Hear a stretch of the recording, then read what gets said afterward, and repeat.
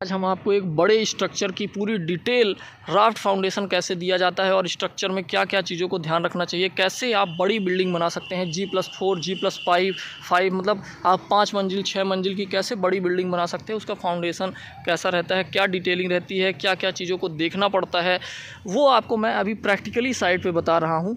तो आपको उससे बहुत कुछ सीखने को मिलेगा, आपको एक एक्सपीरियंस मिलेगा यार कि हाँ इतने बड़े काम हम भी करवा सकते हैं। यदि आपके पास कोई क्लाइंट आता है आपको बोलता है कि हमें 6 मंजिल की बिल्डिंग बनानी है, तो आप तुरंत बोल सकते हो कि ठीक है ब्रदर, अपन ये बिल्डिंग बना सकते हैं। तो उसका फाउंडेशन का काम कैसे होता है, बेसमेंट का काम कैसे होता है, ये सारा चीज़ आपको एक वीडियो पे देखने को मिलेगा और वो इसी वीडियो में मैं कवर करने वाला हूँ।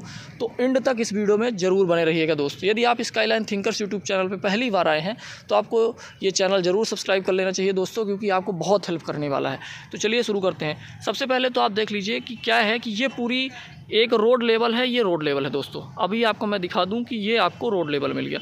रोड लेवल के बाद आपको ये ध्यान रखना है कि आपको पहले खुदाई करनी है। आपको गड्ढा कितना कराना है, आपको गड्ढा इस हिसाब से कराना है कि जितने में आपका बेसमेंट का लेवल नीचे, यदि आप बेसमेंट रखना चाह रहे हैं तो बेसमेंट का लेवल आ जाए। मतलब कार पार्किंग यदि आप 9 फीट रखना चाह रहे हैं, जनरली बेसमेंट की हाइट आप 8.5-9 फीट रखेंगे चल जाएगा।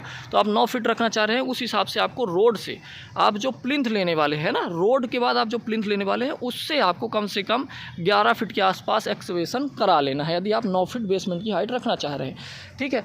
अभी सबसे ज़्यादा ज़रूरी क्या है, जब आपने एक एरिया बना ली कि हाँ हमें इसमें ये बड़ी बिल्डिंग का स्ट्रक्चर तैयार करना है, 5 से 6 मंजिल हमें तैयार करनी है, तो सबसे पहले यदि आपके पास कोई क्लाइंट आता है तो आप इससे ये बोलोगे कि ब्रदर हमें उस एरिया का प्रॉपर सर्वे करना पड़ेगा।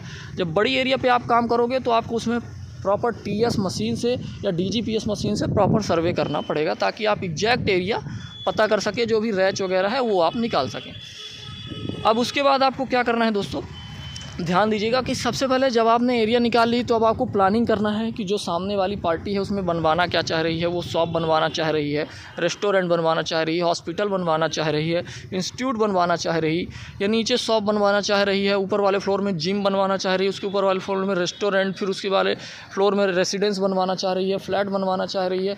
तो सबसे पहले आपको ये पार्टी से क्लियर कर लेना है। आपको उसके बाद प्लानिंग करनी है। प्लानिंग जब डन हो जाए तो उसके बाद सबसे ज़्यादा ज़रूरी काम आता है, वो आता है यही स्ट्रक्चर ड्राइंग की। ये जो पूरा काम आप देख रहे हैं, ये एक एक चीज़ यहाँ पे स्ट्रक्चर ड्राइंग के माध्यम से होती है। क्योंकि इतने बड़े काम जिसमें आपको बेसमेंट पार्किंग देना है, तो आपको पार्किंग के लिए दूर दूर कॉलम देने पड़ते हैं, बड़े कॉलम देने पड़ते हैं, ताकि कोई भी कार अंदर जाए और आसानी से बाहर चली आए।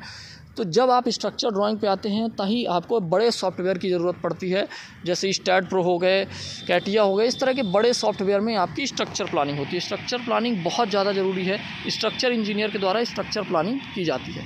तो अब आपने स्ट्रक्चर प्लानिंग यदि बना ली कि कहाँ बीम आएगी, कहाँ पे कॉलम आएगी, तो उसके बाद आपको सबसे पहले कॉलम लेआउट कराना पड़ता है। जैसे अभी आप क्या करोगे कि आपने गड्ढा करा दिया, गड्ढा कराने के बाद आप सबसे पहले अपने क्लाइंट को बोलिए कि आप पूरी तरह से, जब तक पीली मिट्टी ना आ जाए, देखो इनकी पीली मिट्टी तो ऊपर ही थी, फिर ये और डेप्थ में गए ताकि और हार्ड स्ट्राटा आ जाए। तो हार्ड स्ट्राटा जब तक